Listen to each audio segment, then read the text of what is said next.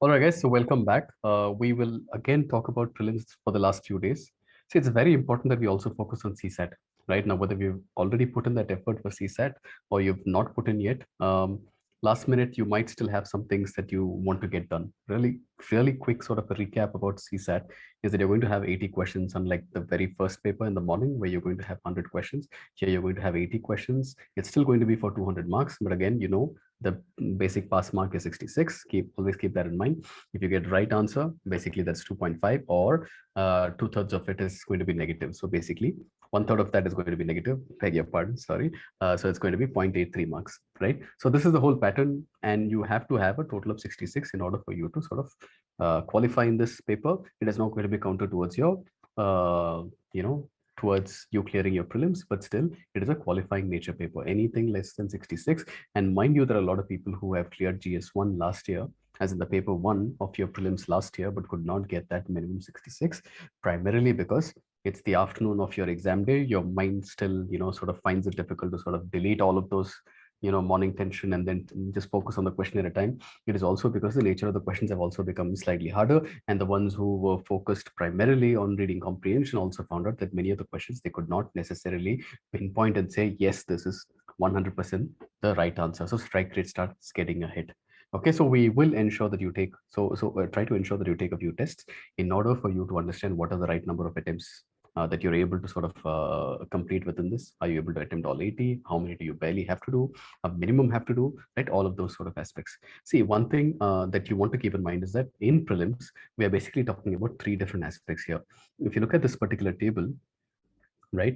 There are three different sections within CSAT aptitude. So you have reading comprehension, which is basically a verbal ability. In this one, primarily or almost entirely is only reading comprehension. And reading comprehension, mind you, is not about English, right? It is not testing your English. It is testing your ideas. What exactly is that idea that is basically being asked, or that is being sort of explained? What exactly is that? That is what they're asking for, right? And there are diverse set of sort of topics. Now, depending upon which topics you're comfortable with, you can choose. For instance, there'll be something about science. There will be something about social sciences or humanities. There will be something about economics or business. You'll also find some articles or some paragraphs that are more about philosophy.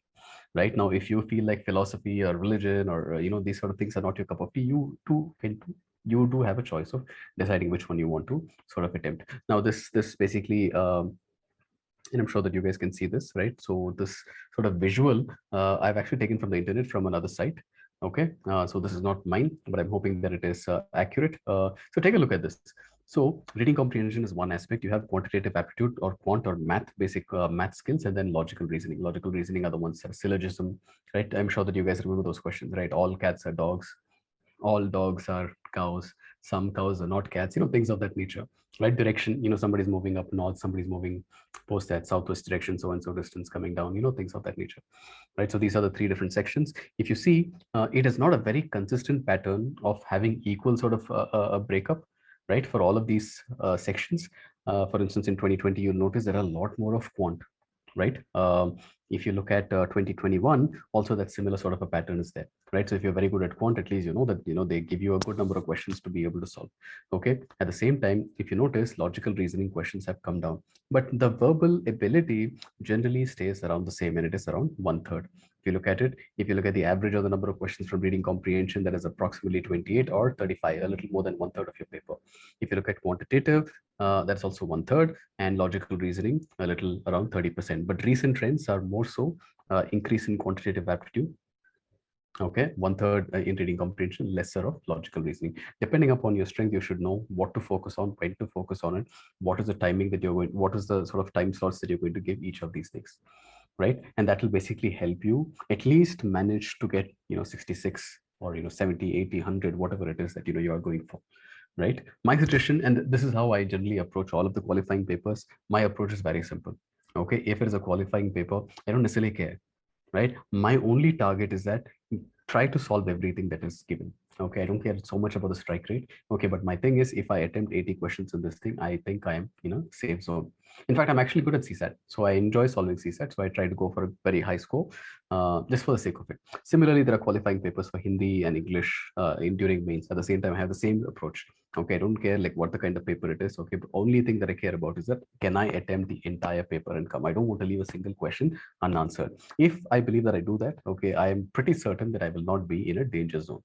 More importantly, also keep in mind, and this is primarily for the students who are not the strongest at CSAT. Okay, if you have taken prelims before and you've been somewhere in 85 or 90 years, somewhere there. Okay, so it really depends on that particular day for you. Okay, and you're very close, unfortunately, to the cutoff of 66. Right, so keep this in mind. So in case you're taking some sort of mocks, always try to practice either taking, just try all of these combinations. What works best for you? Is reading comprehension is the first thing? Is that supposed to be the first thing that you take? Does that make you do better, okay, in your overall score? Is logical reasoning the first thing that you want to go for? Does that make you solve it better, quicker, faster, higher score guaranteed? Or do you think it is quant that works? This also, if you look at this, so for instance, in our prelims mentorship program, you end up sending us the score as soon as you take the test. So based on the test that we had sent you, this is one of the sort of breakup of the score. So in reading comprehension, 27 questions, approximately 35 minutes, 33. Logical reasoning, 27 questions, approximately 51.67. And then in quant, for this particular student, not the strongest of it, has given a lot of minutes, but the contribution is slightly less. Overall, 103. But what you want to notice is that where is the biggest contribution coming from it? From these sections. Okay, maybe logical reasoning is your strong suit. You should know which is your strong suit and focus, because even here, while you go ahead for those 66 marks, the most important thing that you have to realize is that you're going for the 66 of the easiest marks that you can. Right, that 66 again could be quant for you if that is your strength. If it could be reading comprehension, for instance, reading comprehension is the go-to thing that I go for. Okay, so that is for me. For somebody else who's like gifted in logical reasoning, 66, try to get as many as possible in your logical reasoning. Always keep this in mind. Easiest of questions is where it is at. Okay, now depending upon what is the right number of attempts for you, and just keep this in mind, just like how we took a look at it in some of the previous videos. What should be the number of rights and wrongs for you to ensure that you stay in the zone? See, for instance, if you're able to attempt 65, or whether you're able to attempt around 60, whether you're able to attempt 55 or 50, okay, you will know. For instance, this particular student has attempted 55 questions, 45 correct. Right now, 103 is like safely within the zone. But if you look at somebody who is, let's take a look at this. If 55 is approximately the right, the number of attempts that you're able to make into us, always notice that at least 35 questions should be correct.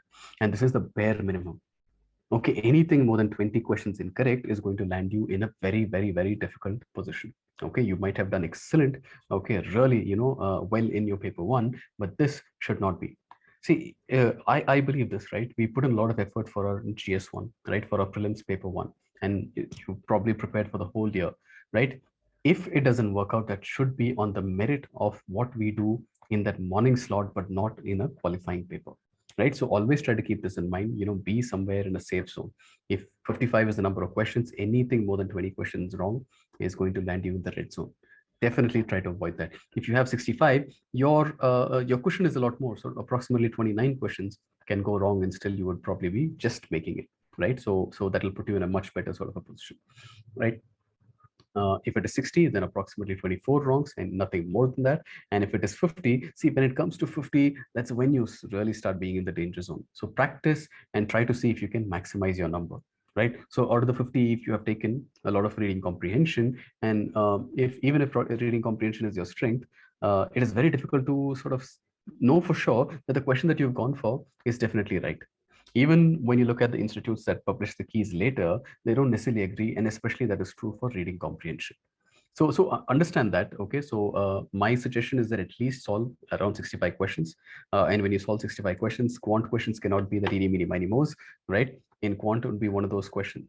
In quant questions, generally you will understand that, okay, you are going to get the question right. Okay, because by the time you solve it, it will be like, okay, it is +1, -1, 0. That will be the kind of answer. You would know it. Reading comprehension, you may or may not know, depending upon your strength of able to comprehend some of those passages. Right, logical reasoning, in my opinion, is also relatively easier. Okay, last year there were only 17 questions, but you be ready for any sort of thing. This particular student, I've generally given 40, 40, 40 as the time breakup. But again, it is up to you. In case you find that some in your strengths you can score a little more, you can slightly reposition the timing to better suit your needs. Okay, the only reason I'm saying that is that you have to understand what is the best way for you to sort of maximize your score so that you are nowhere in this danger zone. Well, I've given this a color of green because it is more than what is required. Okay, this really puts you in a very difficult spot. Okay, because then again it depends on what exactly is a UPSC key. I hope this really helps in the last few days also. Please do take a look at CSAT. Another important pro tip is that before you go into that exam hall, you have 3 hours break. So you have a very quick lunch, but then you practice reading. Okay, do 1 or 2 reading assignments, because as soon as they give you a paper, the very first sort of paragraphs that you read are very slow. Okay, and it's a race against time. So just practice reading a few and go into from first gear, just go in top gear very soon. Similarly, logical reasoning or quant, try to practice some of those questions, the typical questions, time and distance, time and work, and what is it, pipes and cisterns, mixtures and allegations. If you can do 1 or 2 questions, right, it again makes your hand go much faster, your mind works a lot quicker, and it starts thinking in terms of numbers, in terms of logical reasoning, and also in terms of comprehending passages. That will also sort of help you in being able to attempt a little more question, give yourself a little more of a cushion. So these are some of the strategies. If there's any other question, you can always reach out to our team at Learn with Nataraj, okay, or the Prelims Mentorship Program. I wish you guys the very best. Most of you have promised us that preparation is going really well and that you're kind of confident. Ensure that you're confident till the last minute, okay, because anything all the way till the exam is a time period where we can control the controllables, right? Everything all the way till Jan 4th night is under our control. So ensure that you stay healthy, get enough sleep, eat well, rest well, and study well. Okay, and if you do this for the rest of the days, I'm sure that whatever you do on June 5th is going to be your best. Okay, so we're not asking for anything more. Just go ahead and try to give your best. Okay, and that's all we have. All the very best, and we will see you post prelims for our subsequent programs for meets. Okay, take care and see you soon. Bye bye.